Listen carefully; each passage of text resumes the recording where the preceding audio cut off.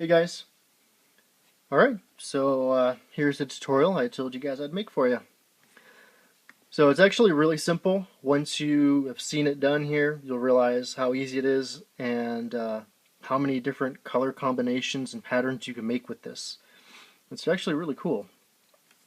So the first thing I did was just do the standard beginning of the fishtail braid. Make sure the cord comes in from the top down below. You can braid either side first. Just make sure you keep it consistent every time you add a new color. So I went ahead and did the first braid for you. Now we're going to introduce a new color, bring it right up below all the rest, grab it in hand just like that, and start weaving your white cord in. So it's exactly the same as a regular fishtail braid.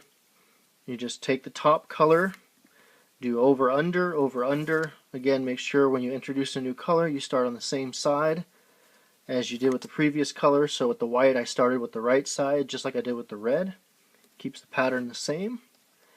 So just to show you the red, white, and blue one that I've seen online, seen quite a few. I'm pretty sure this is the one that Andre was referring to. So on that one you had the the red and white stripe. When you get done with the red and white stripe, the rest of it would be blue. So we take the new color, bring it underneath the rest of the colors. We no longer need these guys, so we just kind of let them drop, and we start weaving in the new color. Exactly the same way, starting with the right side first.